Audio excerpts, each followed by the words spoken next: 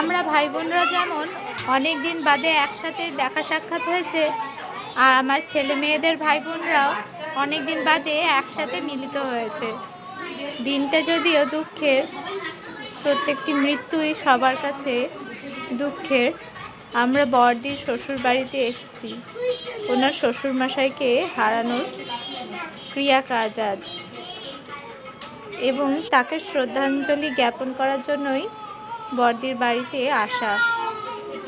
বাইরে প্রচুর বৃষ্টি, ঘর থেকে বেরোতে পারছে না বাচ্চারা, তাই ওদেরকে গান চালিয়ে দিয়ে যা হোক ওরা একটুখানি নিজেদের মতন করে সময় কাটিয়েছে। ইয়ার এন্ডের সাথে বৃষ্টি আর বাচ্চাগুলোর ছুটিও রয়েছে, তাই জন্য সবাই এই অনুষ্ঠানে আজ আসতে পেরেছে।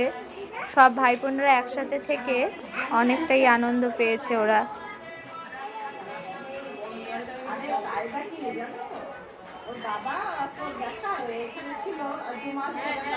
আমি তো ব্লগস গুলো দেখছি। ও তারপরে সেই কালকে ওর দিদি ওই আমাদের এখানে মেলায় সেই মাটির হাড়ি কড়াই সব বলে বড়দির শাশুড়ির জন্য এই শাড়িটা আমরা নিয়ে এসেছি। ছেলেটা বড়দির ছেলের সাথে খেলতে খুব ব্যস্ত।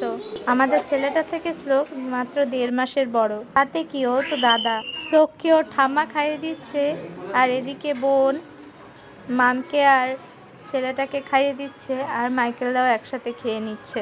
দুপুরের খাবার ছোটি, বোন আর পারমিতা বৌদি 3 জনে মিলে সার্ভ করেছে। সবার দুপুরের মধ্যাহ্নভোজন হয়ে যাওয়ার পরে সবাই নিজেরা নিজেদের মতন গল্প আলোচনায় ব্যস্ত হয়ে গিয়েছিল।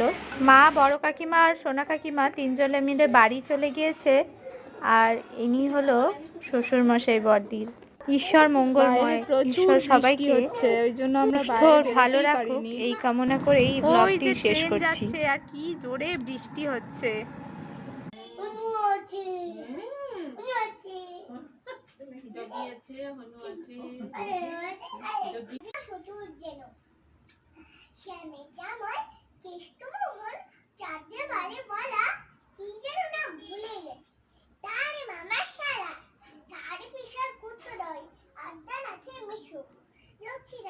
ঠিকানাটা খুঁজে নিয়ে এসো।